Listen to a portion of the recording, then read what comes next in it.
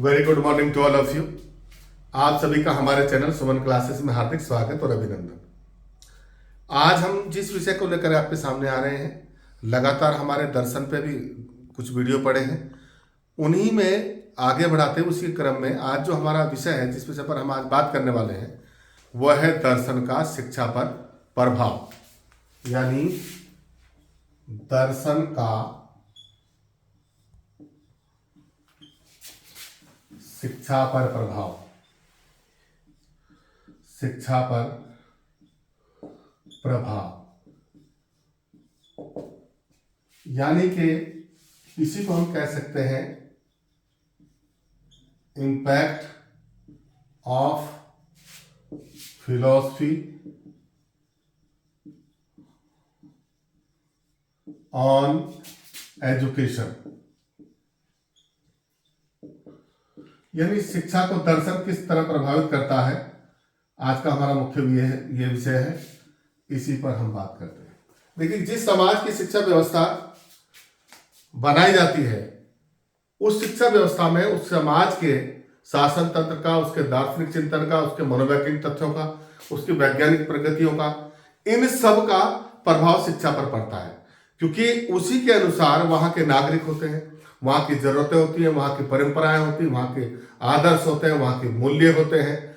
अब उस समाज की आवश्यकता के अनुरूप भविष्य में हमें किस प्रकार के नागरिक बनाने हैं, किस प्रकार के बालक हमें तैयार करने हैं, यह दृष्टिकोण जो है सामाजिक दर्शन का होता है। और जब दार्शनिक दृष्टिकोण से, दार्शनिक एंगल से हमें यह डिसाइड करना होता है कि हमें किस प्रकार का समाज का निर्माण करना है, तो शिक्षा की व्यवस्था में उसी प्रकार की प्रक्रियाओं का समायोजन किया जाता है। चाहे उसमें पाठ्यक्रम निर्धारण की बात हो, चाहे वह शिक्षण विधियों के निर्धारण की बात हो, या स्कूल्स की बात हो, या और अन्य पाठ्यक्रम शिक्षा से संबंधित भी प्रक्रिया है, जितने भी उसके पार्ट है, उन सब के निर्धारण की बात हो। तो क्योंकि दार्शनिक उद्देश्यों के ध्यान में रखते हुए ही उनकी प्राप्ति के लिए शिक्षा की व्यवस्था की जाती है। यानी सीधा सीधा मतलब है, क्योंकि मैं पहले ही बता चुका हूं कि शिक्षा जो है दर्शन का गत्यात्मक रूप है। दर्शन उद्देश्य तय करता है, मानव जीवन के मुख्य उद्देश्य को तय करने का काम दर्शन का होता है। मानव जीवन के मूल उद्देश्य क्या होंगे, यह दर्शन तय करता है, लेकिन उन उद्देश्यों की प्राप्ति कैसे होगी, यह शिक्षा तय करती है। और इस शिक्षा की व्यवस्था किस प्रकार से की जाए, इसमें दर्शन का बहुत बड़ा रोल होता है। इसलिए दर्शन शिक्षा को प्रभावित करता है। अब इसमें किस किस रूप में प्रभावित करता है, कुछ बहुत महत्वपूर्ण बिंदुओं में मैं बात करूंगा। तो जैसे हम अगर ले लें शिक्षा का जो संप्रत्यय है, यानी कि शिक्षा का संप्रत्यय और दर्शन,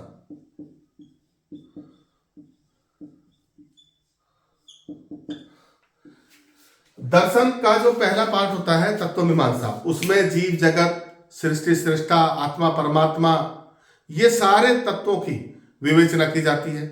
इसमें मनुष्य के स्वरूप की व्याख्या की जाती है। और आप ये समझिए कि जब मनुष्य के स्वरूप की व्याख्या की गई, तो ये समझने में परेशानी नहीं होगी कि मनुष्य किस प्रकार का होना चाहिए। तो जब किस प्रकार का मनुष्य होना चाहिए ये प्रश्न हमारे सामने आता है, तो फिर उसके लिए किस प्रकार की शिक्षा दी जाए ताकि मनुष्य उस प्रकार का बने, तो ये भी तय करना पड़ेगा।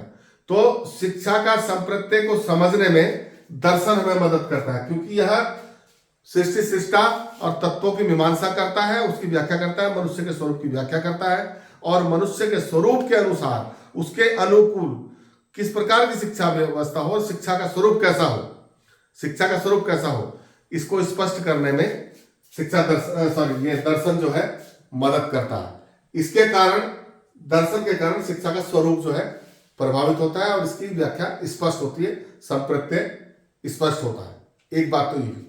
दूसरा है शिक्षा के उद्देश्य। शिक्षा के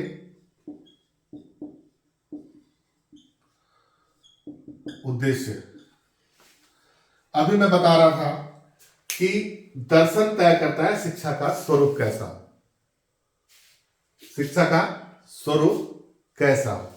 यानी दर्शन के द्वारा हम यह तय करते हैं हमारे मनुष्य को किस प्रकार का बनाया जाए, जो हमारे बच्चे हैं आने वाले, वो किस प्रकार के समाज में जिएंगे, किस प्रकार के समाज की हमें आवश्यकता है, यानी हमें आध्यात्मिक समाज का निर्माण करना है, या सामाजिक समाज का निर्माण करना है, या राजनीतिक समाज का निर्माण करना है।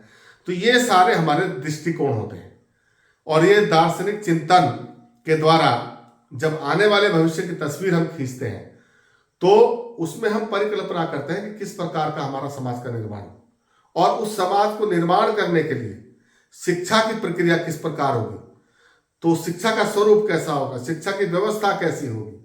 और जब ये सब तय करते हैं तो शिक्षा की व्याख्या हम पहले पार्ट में जैसा मैंने बताया कि शिक्षा का संप्रत्यय तय करते हैं किस प्रकार की शिक्षा होगी, और उस शिक्षा के उद्देश्य क्या होंगे। इसमें दर्शन का बहुत बड़ा रोल रहता है, यानी आप किस प्रकार का समाज बनाना चाहते हैं, उसके लिए आप किस प्रकार की शिक्षा बनाना चाहेंगे, और जो वो शिक्षा होगी उसका मूल उद्देश्य क्या होगा, वो क्या करेगी। इन उद्देश्यों को तय करने में दर्शन का बहुत बड़ा रोल रहता है। यानी अब यहाँ पे कहूँ शिक्षा के उद्देश्य और दर्शन, तो इनमें बहुत बड़ा आपस में तालमेल होता है, और इस कारण दर्शन शिक्षा के उद्देश्यों को प्रभावित करता है, उद्देश्यों को तय करने में सहयोग करता है या मदद करता है। एक तो ये बात हुई। और तीसरी बात मैं बताऊं, जब हम करते हैं बात शिक्षा की पाठ्यचर्या,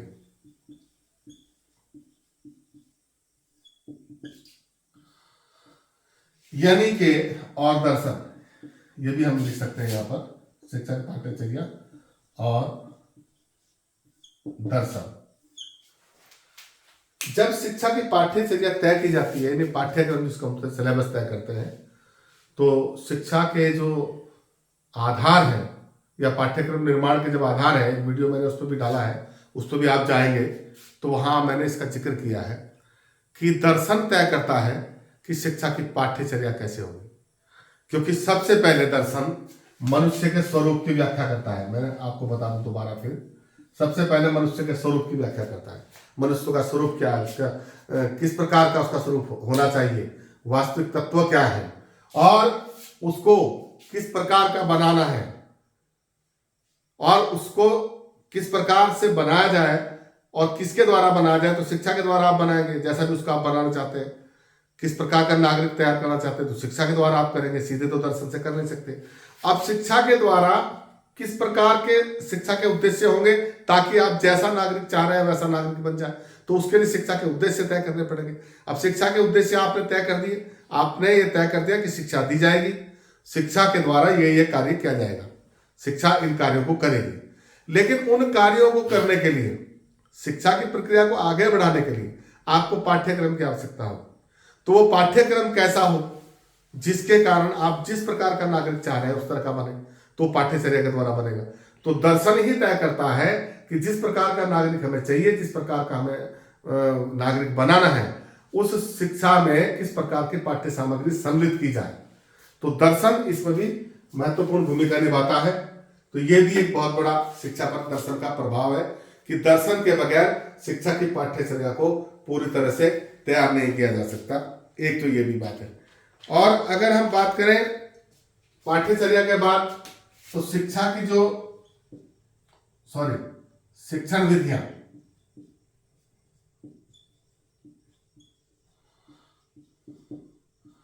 और दर्शन,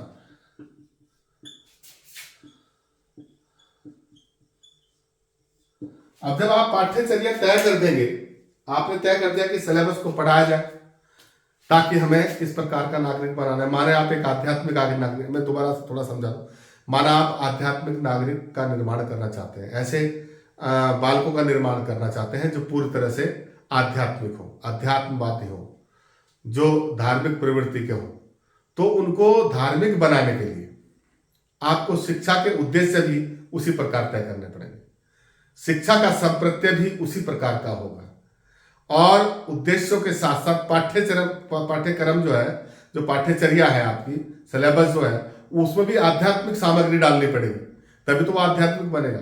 यदि आप उसमें साइंस का सिलेबस डाल देंगे या साइंस की सामग्री डाल देंगे, विज्ञान की सामग्री पाठ्य वस्तु डालेंगे, तो उससे तो वैज्ञानिक बनेंगे। यहां पे आप थोड़ा सा समझ लीजिए, आसान हो जाएगा।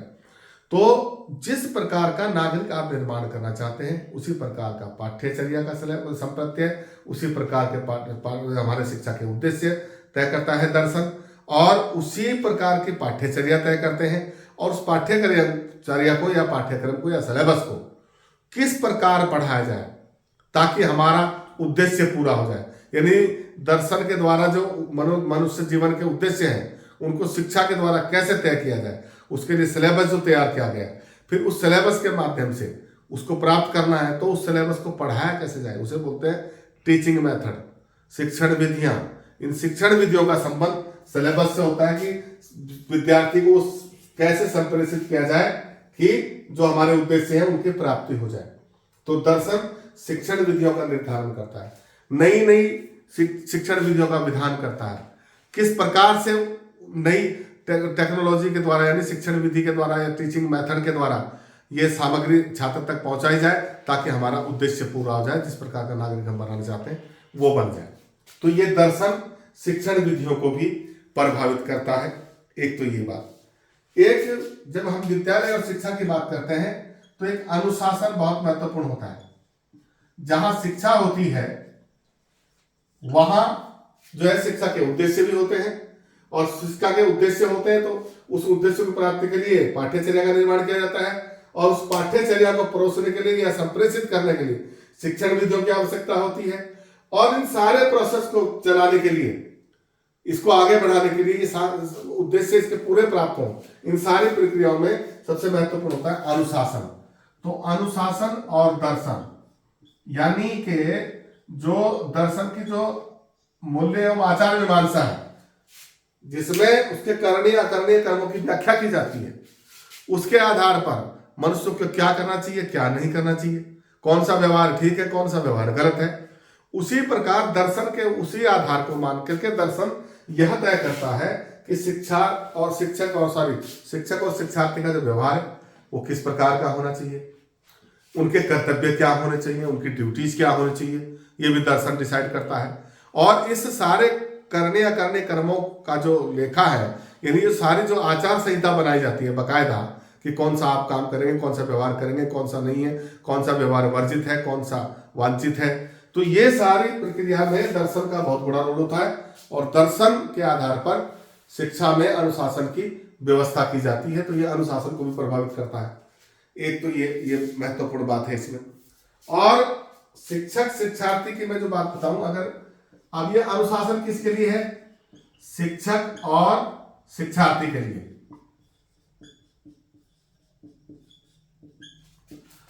इनका स्वरूप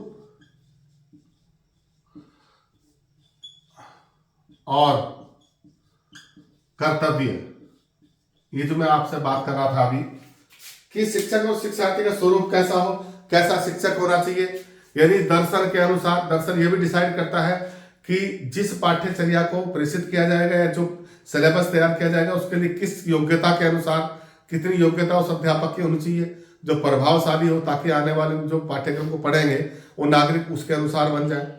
तो ये सारा दर्शन का बहुत बड़ा इसमें रोल होता है।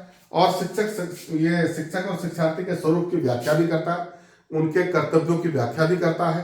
तो दर्शन का जो है शिक्षा की प्रक्रिया में यानी पूरे शिक्षा पर बहुत गहरा प्रभाव होता है। यानी शिक्षा का कोई भी एक ऐसा पहलू नहीं है जिसमें दर्शन की भूमिका नहीं होती। यानी कि शिक्षा की समस्त प्रक्रिया में इसके संपूर्ण चरणों में ये जो प्रभाव रहता है उसमें कहीं ना कहीं दर्शन का प्रभाव हमें भरपूर मात्रा में देखने को मिलता है। तो ये संक्षिप्त जो मैंने बात की कि दर्शन का शिक्षा पर क्या प्रभाव होता है, एक तो ये। अब ये मैंने कहा कि ये शिक्षा दी जाएगी किसको, इसके क्यों दी जाएगी, उसके लिए उद्देश्य तय होते हैं, किस प्रकार दी जाएगी उसके लिए पाठ्यचर्या बनाई जाती है, और पाठ्यचर्या के विधियों के अनुसार प्रेषित की जाएगी, उसके लिए शिक्षण विधियां होती हैं। और उस शिक्षण विधि को पूरे प्रोसेस को बनाए रखने के लिए सुचारू रूप से चलाने के लिए ये अनुशासन होता है। और किस किस के बीच प्रक्रिया चलती है, शिक्षक और शिक्षार्थी। पूरे शिक्षक और पूरी शिक्षा व्यवस्था का जो केंद्र होता है वो शिक्षक और शिक्षार्थी और पाठ्यक्रम, ये तीन महत्वपूर्ण है जिसके पीछे पूरी शिक्षा प्रक्रिया चलती है। एक तो ये। अब लेकिन इनके बाद अब जैसा कि मैंने बताया कि शिक्षक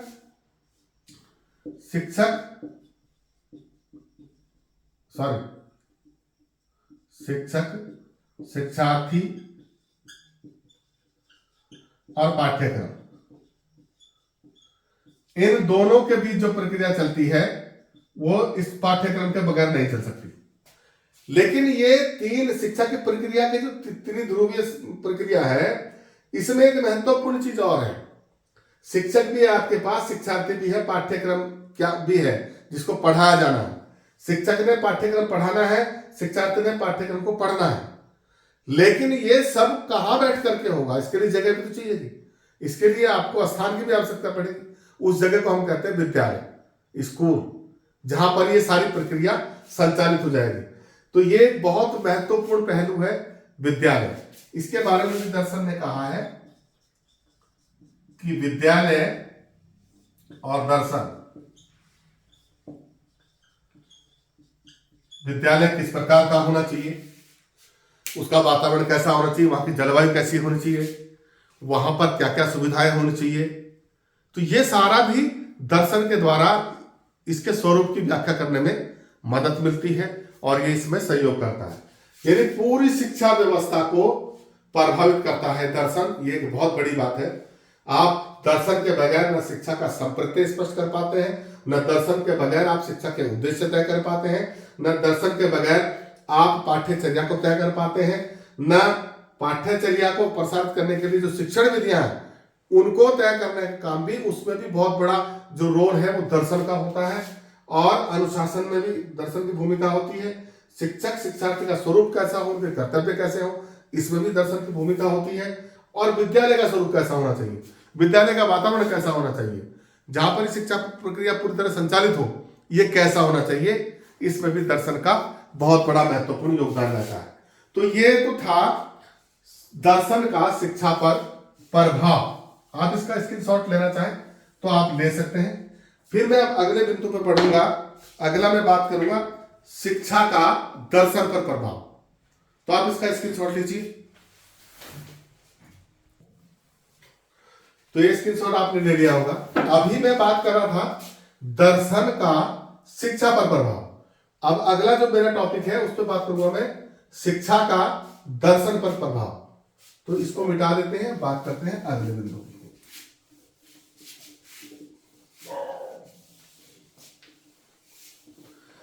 अगला बिंदु है हमारा शिक्षा का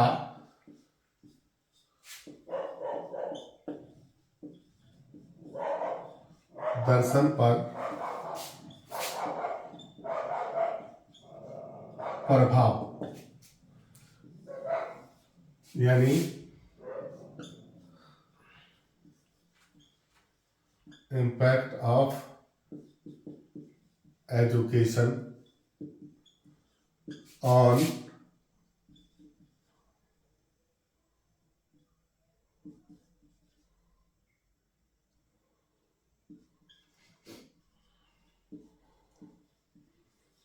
फिलोसफी। तो यहां पर देखिए, ये एक बहुत महत्वपूर्ण बात है। मैंने अभी जिक्र किया दर्शन का शिक्षा पर प्रभाव। अब शिक्षा का दर्शन पर प्रभाव, यानी शिक्षा और दर्शन एक दूसरे से अलग नहीं किए जा सकते। मैंने जब इनके संबंध के बारे में बात कही तो आपको बताया था कि शिक्षा और दर्शन जो है एक दूसरे के, एक ही सिक्के के दो पहलू हैं। और शिक्षा दर्शन का गत्यात्मक रूप है, यानी दर्शन एक अमूर्त रूप है और शिक्षा एक मूर्त रूप है। यानी जब दर्शन एक विचार है और जिसको सामने लाने के लिए शिक्षा की प्रक्रिया से गुजरना पड़ता है, दर्शन के द्वारा जो मानव जीवन के मुख्य लक्ष्य तय किए जाते हैं, उन लक्ष्यों को, उद्देश्यों को प्राप्त करने के लिए शिक्षा कार्य करती है और तब उन उद्देश्यों को प्राप्त किया जाता है। तो एक दूसरे में बहुत गहरा संबंध है। अब दूसरी बात, यहां पर हमने बात की कि शिक्षा के बगैर दर्शन के बगैर शिक्षा की प्रक्रिया को चलाना असंभव है। लेकिन एक महत्वपूर्ण बात यह भी है कि शिक्षा के बगैर दर्शन की प्रक्रिया भी आगे नहीं बढ़ती, क्योंकि जब तक शिक्षा नहीं होगी तब तक दर्शन का विकास नहीं होगा। ये शिक्षा ही है जिसके कारण दर्शन का विकास होता है। अब ये देखिए, इसको कैसे हम करेंगे। शिक्षा दर्शन जो है के निर्माण में आधारशिला है। नंबर एक बात, शिक्षा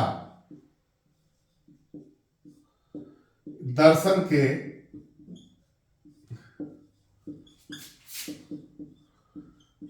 निर्माण की आधारशिला है। अब इसको मैं आपको थोड़ा सा ब्रीफली समझाऊंगा।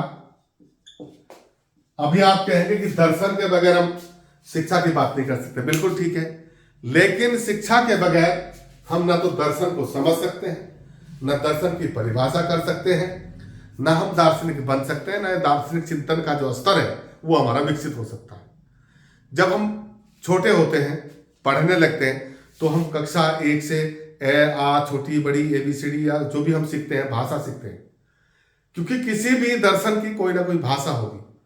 जब तक हमारे पास भाषा नहीं होगी हम अपने विचारों को प्रकट नहीं कर पाएंगे, और भाषा को सीखने के लिए शिक्षा की जरूरत पड़ेगी, और शिक्षा और भाषा जो है मिलकर हमारे चिंतन शक्ति को बढ़ाते हैं। हमारा बौद्धिक विकास होता है, मानसिक विकास होता है, शारीरिक विकास होता है, और ये बुद्धि एक साथ नहीं आ जाते। हम दार्शनिक एक बार नहीं बन जाते, बल्कि शिक्षा को ग्रहण करते करते, शिक्षा को जब बहुत ज्यादा मात्रा में हम ग्रहण कर लेते हैं और बहुत अध्ययन करने के बाद, तब हमारे अंदर एक दार्शनिक दृष्टिकोण पैदा होता है, तब हमारे अंदर एक विचार शक्ति का निर्माण होता है। और ये जो विचार शक्ति है, जिसको हम विचार बोलते हैं, दर्शन बोलते हैं, ये शिक्षा की प्रक्रिया से गुजरने के बाद शिक्षा का उच्च स्तर है। जब हम दार्शनिक बनते हैं तो शिक्षा के कारण ही दर्शन का निर्माण होता है। एक तो सबसे बड़ी बात यह है, दर्शन के निर्माण की आधारशिला ही शिक्षा है। यदि शिक्षा नहीं होगी तो हमारे जो विचार हैं वो विकसित नहीं होंगे, हमारी चिंतन शक्ति विकसित नहीं होगी, हमारी बुद्धि विकसित नहीं होगी, और अध्ययन करते करते ही हम जो है दार्शनिक बनते हैं। दुनिया के जितने दर्शन हैं, दुनिया के जितने शास्त्र हैं, दुनिया के जितने विचार हैं, उन सबका अध्ययन हम शिक्षा के क्षेत्र में ही करते हैं, और शिक्षा के बगैर उनका अध्ययन हम नहीं कर सकते। इसलिए शिक्षा दर्शन के निर्माण की आधारशिला है। बिना शिक्षा के हम दर्शन को नहीं समझ सकते। एक तो महत्वपूर्ण बात ये है। दूसरी बात करें, शिक्षा दर्शन को जीवित रखती है। शिक्षा ही वो चीज है जो दर्शन को जिंदा रखती है। यदि शिक्षा नहीं होगी तो दर्शन जिंदा नहीं रहेगा। शिक्षा दर्शन को जीवित रखती है। देखिए, आज आपके बीच में कोई फिलोसफर आया है, कोई दार्शनिक आया है, माने आप वेस्टर्न फिलोसफी पढ़ें या इंडियन फिलोसफी पढ़ें, उसको आप किताबों में पढ़ेंगे, पढ़ना पड़ेगा, और वो जब तक किताबों में नहीं आएगी, लिखित रूप में आपके पास नहीं आएगी, तो वो जो विचार है एक व्यक्ति से दूसरे व्यक्ति तक नहीं पहुंचेगा। क्योंकि शिक्षा के द्वारा आपके दर्शनों को, आपके विचारों को संगठित करके रखा जाता है, संरक्षित करके रखा जाता है, पुस्तकालयों के माध्यम से, पुस्तकों के माध्यम से, और शिक्षा की प्रक्रिया के माध्यम से, तभी वो आगे चल पाता है। नहीं तो यदि शिक्षा नहीं होगी तो दर्शन या दर्शन के जो विचार हैं उसको आप कहाँ रखोगे, उसको लिपिबद्ध काहे में करोगे। तो शिक्षा दर्शन को जीवित रखती है। यदि शिक्षा नहीं होगी तो दर्शन जीवित नहीं रहेगा। ये शिक्षा का जो है दर्शन पर प्रभाव, ये भी एक बहुत महत्वपूर्ण बात है। यदि शिक्षा के बिना दर्शन नहीं है। एक दूसरी बात, अगर इसकी बात करें तो शिक्षा जो है दार्शनिक सिद्धांतों को मूर्त रूप प्रदान करती है। अभी मैंने बताया आपसे कि शिक्षा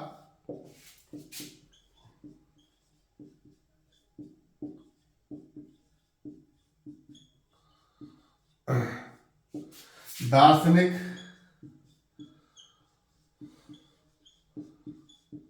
सिद्धांतों को मूर्त रूप यानी साकार रूप प्रदान करती है।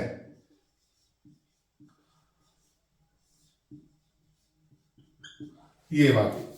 अब ये इसको आप इस तरह से भी देख सकते हैं कि जो दार्शनिक सिद्धांत है, माने दर्शन कहता है, किसी विचार को कहता है, तो वो अपने विचार को कहता तो है, लेकिन उसे साकार रूप में लाने के लिए शिक्षा की प्रक्रिया से गुजरना पड़ेगा।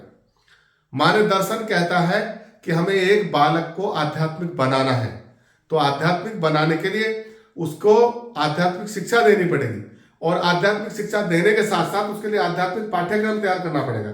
आध्यात्मिक पाठ्यक्रम को पढ़ाने के लिए, आध्यात्मिक विषय को पढ़ाने के लिए जो है योग्य अध्यापक की जरूरत पड़ेगी, योग्य शिक्षण विधियों की जरूरत पड़ेगी।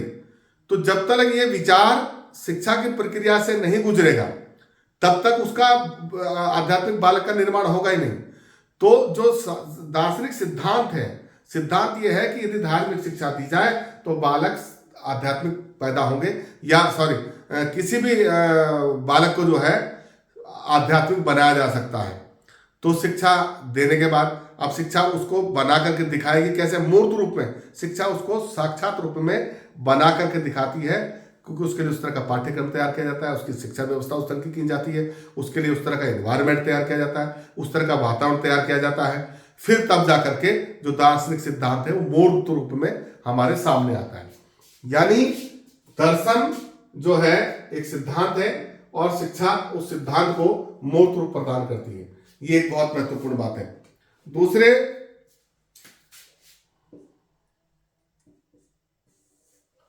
शिक्षा जो है दर्शन की नई समस्याओं को,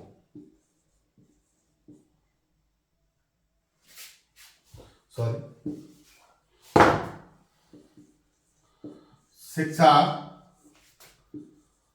दर्शन की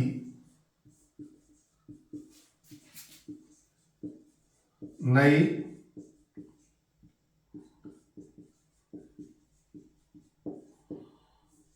समस्याओं को सामने लाती है, या से ये कर लीजिए, समस्याओं से परिचित कराती है, परिचित कराती है।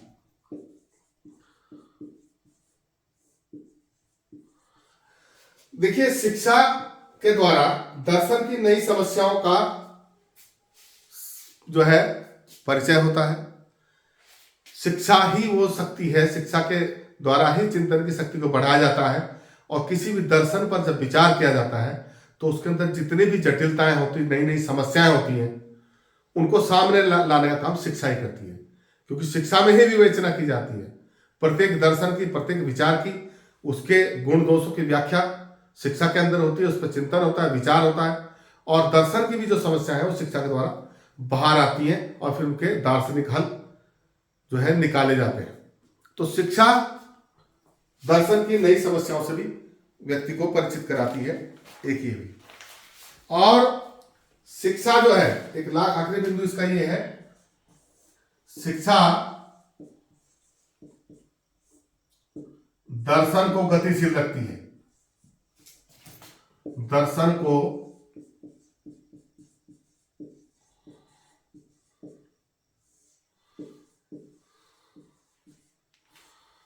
गतिशील रखती है। अब दर्शन एक विचार होता है, एक दृष्टिकोण होता है, एक आइडिया होता है, एक एंगल होता है जो ज्ञान की दृष्टि से दुनियादारी को देखता है, जीवन को देखता है, और इस दृष्टिकोण को या इस आइडिया को या विचार को, जिसे हम दर्शन कहते हैं, इसे गतिशील रखने का काम शिक्षा करती है। क्योंकि शिक्षा जो है अपने आप में एक ऐसी शक्ति है कि जो विचारों को परिवर्तनशील करती रहती है, विचारों में आवश्यकता अनुसार बदलाव करती रहती है, और चिंतन मनन के द्वारा जो विचार हैं उनको गतिशील बनाए रखती है। तो ये दर्शन को गतिशील रखती है, ये शिक्षा का दर्शन पर प्रभाव था। तो आज का जो हमारा टॉपिक था, शिक्षा का दर्शन पर प्रभाव और दर्शन का शिक्षा पर प्रभाव। यानी कि मैं समझता हूँ ये आपको समझ में आया होगा, और यदि आपको कहीं कोई कमी रह गई तो इसको आप और अध्ययन करिए, और कहीं हमारे समझाने में या कहीं आपको कहीं लगता है तो आप निसंकोच हमें कमेंट बॉक्स में उसके लिए सुझाव दे सकते हैं। हमें आपके सुझाव का निरंतर जो है इंतजार रहता है। और एक निवेदन ये है कि आप इस वीडियो को शेयर कीजिए, ज़्यादा से ज़्यादा लाइक कीजिए, सब्सक्राइब कीजिए। मिलते हैं अगले टॉपिक में, अगले किसी और बिंदु के साथ अगले वीडियो में। तब तक के लिए धन्यवाद। Thank you.